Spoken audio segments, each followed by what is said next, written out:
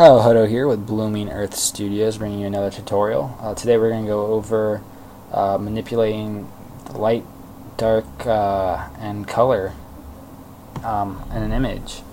So to begin with, we have this flower that we created in the last tutorial, and I have already gone ahead and pulled a second matte out of our original background of this little yellow part in the center, because we don't want the yellow to change color. We just want to change the color of our petals. So that's where we're going to start. When we're changing this, we want to make sure that we have this selected, the actual color image. If we select this is our alpha channel. We don't want to select the alpha channel unless we're wanting to manipulate the mask outline. So we're going to make sure we select the actual image. And now we're going to come up here to image, adjustments, and we'll start off with our brightness and contrast. And as you can see, this turns down how bright or how dark it is. Kind of many uses. This is a little blown out, but that's up to you what you want to do with it. And the contrast changes difference, how harsh of a difference there is between our lights and darks. We want to come up to curves, which will give us the option to either through RGB change the lightness or darkness, or I'm going to leave that in the center there, or you can go through each individual color channel and we can grab this and give this a little bit more red. Come here and grab a little green, and maybe even blue. And if you really wanted to mess around with it, you can change up however you want it to look.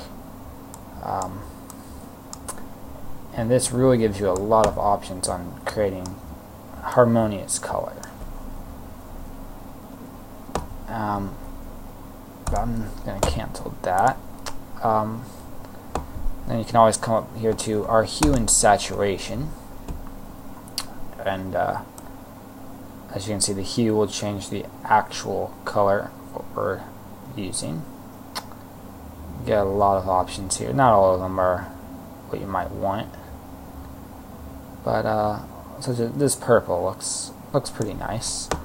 But let's say it's a little oversaturated, so I'm going to bring the saturation down. If we bring it all the way down, it'll turn gray.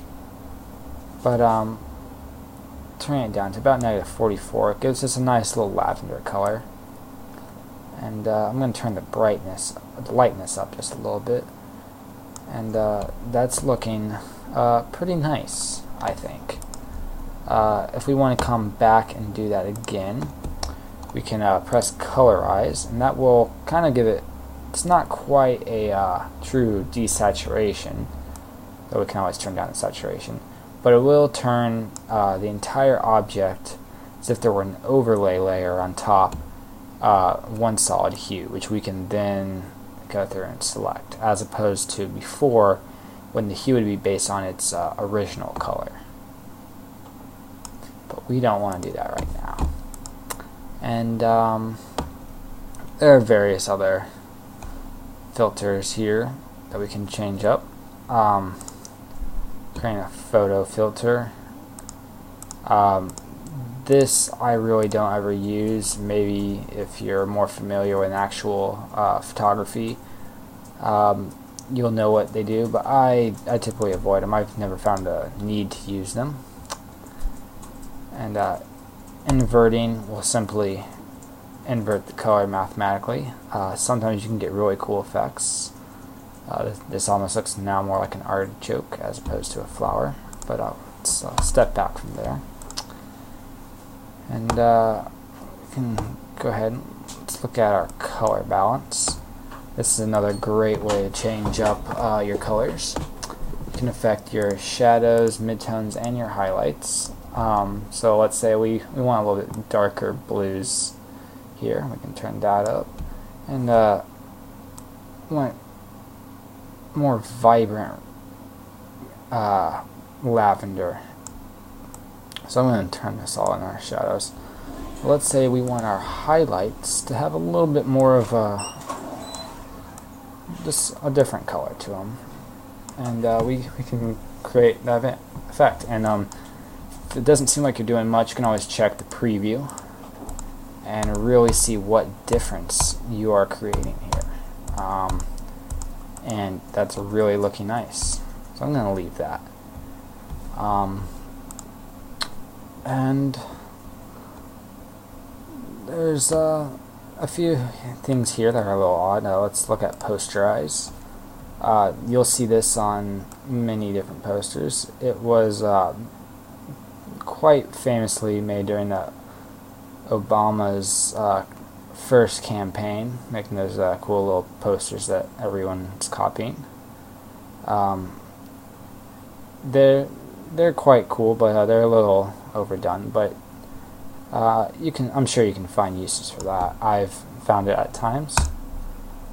And there you go. There's a few easy ways to change your color. Alright, thank you. Subscribe. Please let me know if you have any requests or any questions or comments.